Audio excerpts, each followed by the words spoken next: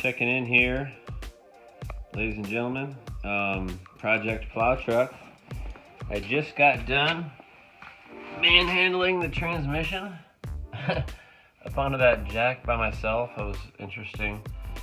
What I did is I took the torque converter off. I'll put that on here in a second. And obviously it's gonna be a lot heavier with the torque converter, so I'll put that on up there. I got her strapped down, so she's good to go. I've got the new flex plate bolted down. I hooked up the new starter and had a lot of trouble shimming it. And for those of you who have a Chevy as well, who are having trouble shimming their starter, I think the machine specs, from China or wherever, if you get maybe an imported starter, or maybe I'm assuming an AC Delco would fit better. But anyway, I was maxing out the shims, and it still was not having the right clearance. So I ended up finding a video of someone that had the surface machined. So what I did is just machined it myself with the grinder, basically as precision as I could, kind of, one layer at a time, and I kind of did 4, 5, 6 swipes on it, and I still have these installed, these shims, and it fits. Just perfect. I mean, I probably could get it a little bit snugger, but I think it's just right. So I'm very happy with that. I think the original issue was these remanufactured starters do not fit well, and so that's what originally basically caused this whole issue. As far as the starting issue, improper shimming led to eating up of the flex plate, the old one, as you can see, just chewed up, which led to continual replacing of starters, chewing up of flex plates until it had to be replaced. So hopefully this will be good to go, and we'll have a long life of clean, grind-free starts. And so next what I'm going to do is get this torque converter put on there. I've got my bolts set up to go into the bell housing. I got all my tools there. So I'll stab the transmission. I'm going to make sure the nose of this torque converter spins freely in the end of the crank. Make sure I got good clearances and everything. And once I do that, man, it is smooth sailing. Get the cooler lines hooked up. This one is kind of I could have really used a new set of cooler lines, but one of the lines is a 2-part, and I think it's this one. No, so this is the trans side. Sorry, I'm having to try. This is the transmission side fitting. As you can see, it's way chewed up. So I think what I'm going to do is grind that down to where I can fit maybe a next smaller wrench on it. And then when I tighten it, I'm just going to put some anti-seize on these threads and just go snug. And hopefully you won't have any problems. And of course, put the starter back on. Get the inspection cover put up. In fact, I may leave that off. I'll make sure it's easily put on and off. I think once you put the starter on, it has engine braces that bolt to here. It makes it difficult to kind of stuff this thing out. Anyway, and then plus, this is the old starter. I'm going to put this bracket back on, which may have something to do with it as well. If it's not totally secure to the engine, this thing's a big starter. It creates a lot of torque. So eventually it's going to, maybe flex a little bit and cause even more issues with the, mating of the teeth there. So once everything's in, I'll juggle my way through getting the T-case hooked back up. T-case is sitting here waiting to go. Eventually I'm going to have Hanson transmission probably go through that as well. I might try and tackle that, but to be honest, it's the pros just, it's just like the way I do work, like the work that I know. It just goes so smooth, it just goes together right. And when time is of the essence, I'd rather have them do it. So what I did is I put the transmission onto the skateboard you know, and rolled it under there. Because what happened is when I took it down, I had to use those wood blocks to get it up off of there. Well, of course, it wouldn't roll underneath the truck. When you flatten that down, it doesn't fit underneath here. So I took it apart as one unit, and what I did is I just slowly toppled it over on a couple of tires to get it off of there because I was doing it alone. I could have called my dad over, but I don't want to bug him. So anyways, guys, I'm going to keep on trucking. And Project Plow Truck, I cannot wait for this thing to turn over and start. I'm just praying that everything goes smooth and the transmission works great. I would love, love, love to have this plow truck back online. All right, I'm going to get back to work. There's the Corvette waiting for its turn. It needs clutch and tires, number 1, and it's got a water pump leak. And the tie rods, one of the tie rods is really loose. And anyways, lots to do. Over and out. Ladies and gentlemen, good evening. We are back with Project Plow Truck. We've got the left front axle out. And before we go to that, I want to show you the Venture minivan progress. I already did a video on the specifics of it, but sprayed it down with WD-40 while I'm waiting for parts. This is the myriad of parts ready to go back together. And anyway, so what was going on here is when I would brake more than like 50% braking, I would hear this like scraping, rattling sound, and figured out it was mainly what is looking like my left front U-joint on this axle shaft here. So whoops. So here is the locking hub, spindle, the basic hub itself, and the brake rotor, of course, the back end of it. That all bolts up to this, and we have all the way down to our front differential splines there. So let's go over here.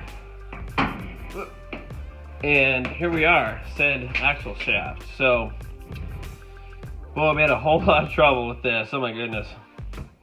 Got everything on there. Feels really good. This, I might readjust actually, this motion, but here is the old one. And as you can tell, of course these races are somewhat fine, but man, this one and this one are actually tapered. And they were broken, and it was just, when I'd brake, it would just do that, and like scrape against, so.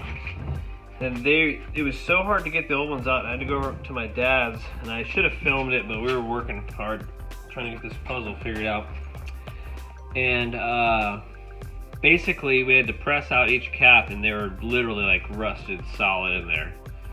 So, and then once we were done, these two ears here were bent in, so I had to go back over there, and he made a tool to spread it out again. I wanted to film, but it was kind of a get her done moment. I'm trying to actually get done working on this thing for a while. So what I'm going to do is, I just noticed this is a little bit tight, so I'm going to loosen up one of those ends. And anyway, so I just wanted to kind of show the progress. Really, that's all I'm doing. I cleaned off the bench so I can work on more stuff over here. But and the brakes do need to be done.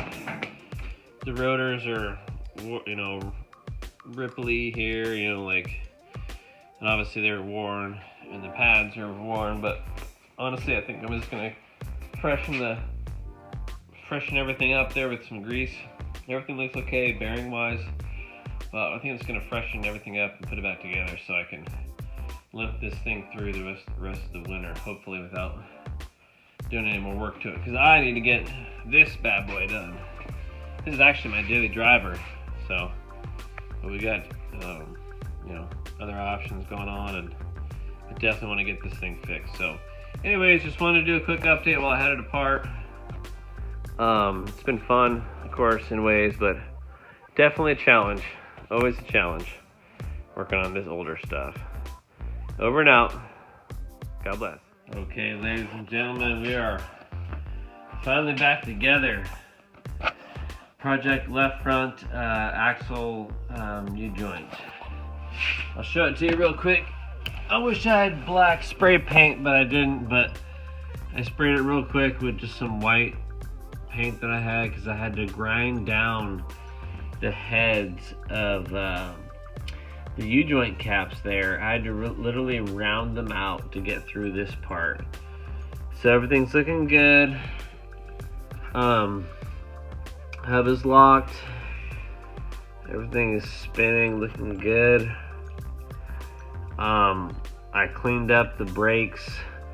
Basically did a backyard brake job.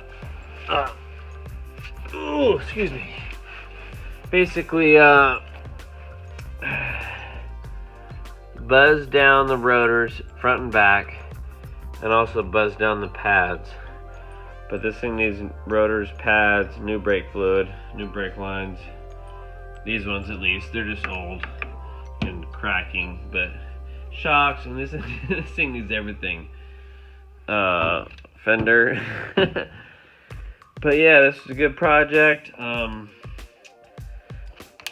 This side's totally rebuilt, basically, except for the brakes. The other side, the U-joint is okay. So I'm gonna hold off on doing that for now. But I'm gonna put the wheel on and basically, hope for the best, In the meantime, this show is brought to you by Selectro. Find your locking hub source and last one to your garage. Alright, ladies and gentlemen, I'm just messing around. Oh, what a challenge this was. Oh my goodness. We are back together.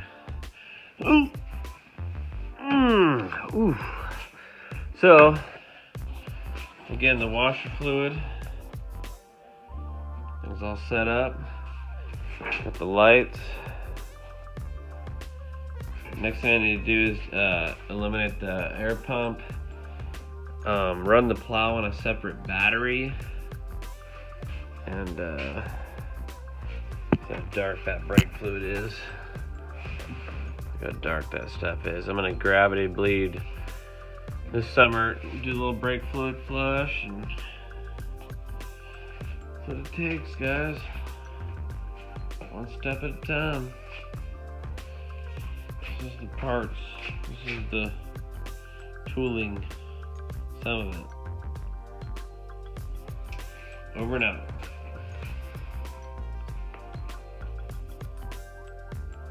Okay, ladies and gentlemen. Project Plow Truck. This thing has been operational for a few weeks now. It's been doing great. I do need to replace the plow, the lines to the plow. Let's get around here to get a bit better view. As you can see, that line is leaking. So I need a set of lines before they blow, and then I'd really like to get a couple of the wing things. I tried to make my own, and that it actually lasted quite a while, but it finally broke. So. But I like to have some wings, that way I know where my edges are of the plow blade. But man, this thing's been doing great. The lights are great. I need to really adjust those down. But they are, they're awesome. And I got a new dipstick. That one I repaired was great, but it really wasn't sealing, so I got a new dipstick. That's cool. I've adjusted the choke, but I've determined that what's needed, because this is a manual choke Edelbrock carburetor, and oh, by the way, I've been meaning to get a different microphone because I'm aware that my voice doesn't sound very good, I don't think, with this phone microphone. Anyway, next time. So that carburetor into there is more of a performance carburetor, and I think it's a little bit too much fuel for this little 305. So I need to get a calibration kit from Edelbrock, and then there is the fancy schmancy dipstick for that. I got it sealed off. It's awesome. There's a lot of stuff I have to do to this thing, including deleting the air pump. This air pump is obviously disconnected, but the pulley's wobbling around. So I need to get a shorter belt, one that's for without air pump, and then I just need to remove that. Also, I need to put a water pump in it, as well as that thermostat gasket. I thought I had replaced already, but apparently I didn't, or it's leaking for some reason. So anyways, I gotta look at that. Other than that, guys, man, this transmission has been rocking and rolling. It does need to have, be tuned a little bit. Obviously the carburetor, and then I think I need to get the correct linkage for the throttle valve cable. There's a specific geometry that is supposed to be there to where it'll respond at the right times based on your throttle position. So no big deal though, it's working, it's tight, the line pressure is up. I'm not, risking too loose of a cable, so it's just one of those things where it's not quite dialed in. The distributor still, I've got this weird thing where it's literally set base timing is like 27 degrees, so pretty sure the distributor is not stabbed correctly. So I've kind of got it literally at kind of a seat of the pants, how it sounds timing right now, and it's at about 27. And when I first tested it, it was literally at like 40 something. It's ridiculous, and it was knocking so bad when it would go into fourth gear, and then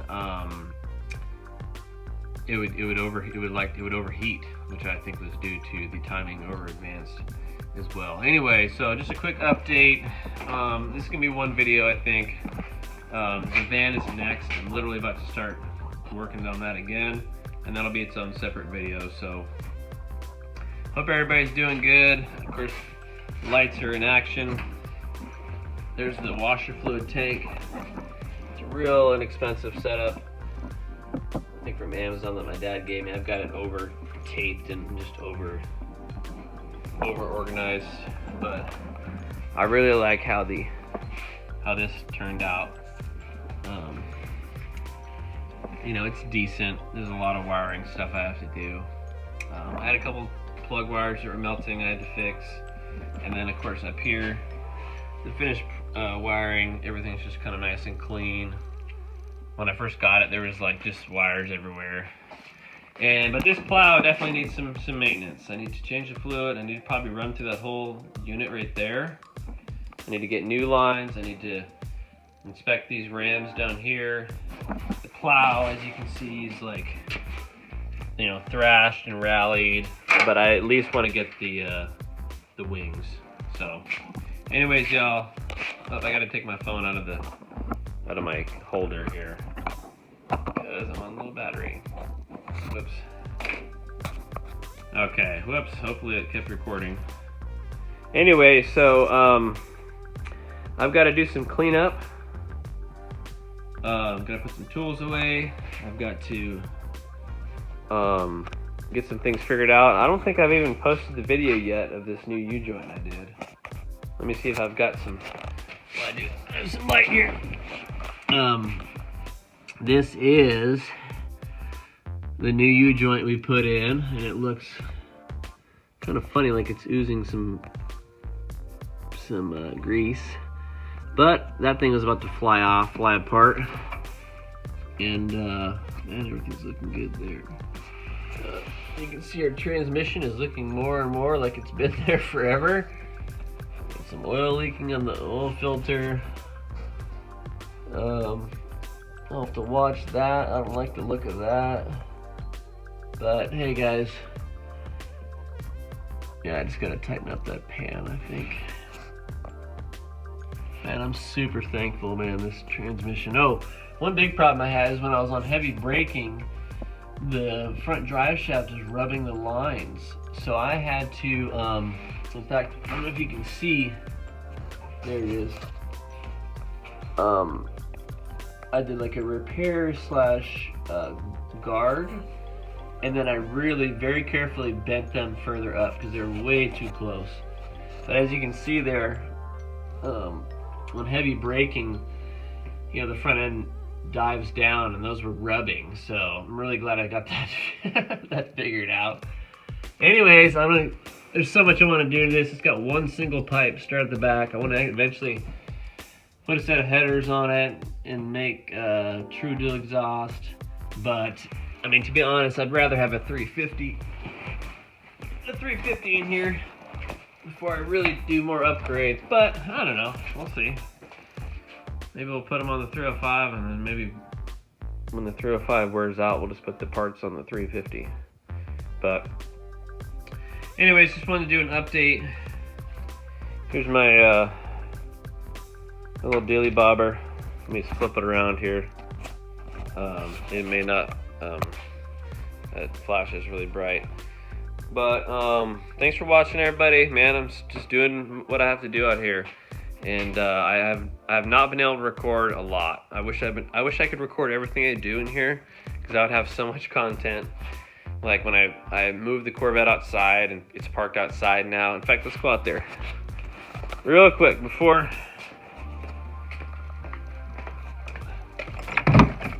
There we go. Oh, there's the Corvette right there. I need to actually get the battery out of it. Coolant's good, it's got good oil and good fluids. But I do need to get the battery out of it, because we do have a couple more months of winter. But as you can see, the plow truck has been doing its job, so super thankful for the plow truck. And on to the Venture minivan. Hey y'all, figured I'd edit this in here. I'm just headed in the plow truck, as you can see by my totally bashed in windshield. No, it's just really cracked. In the plow truck with my dimly lit dash. Very dimly lit. I gotta do all kinds of work, interior work to this thing, but just kind of wanted you to hear it. It's running great. I actually have lockup. This is a 700 R4 transmission, and I've got lockup in third, which is 1-to-1 ratio with the engine, and in overdrive, which is the fourth gear. It's kind of crazy. See if you can hear it. I'm in third gear right now as far as the steering column. Hear that shift? Watch me hit the brake.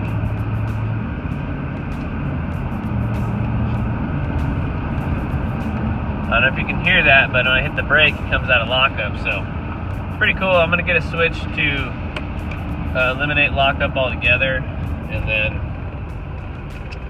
as you can see, this is my dash. I can actually see the speedo a little bit, but you can't with this phone. Let me try to.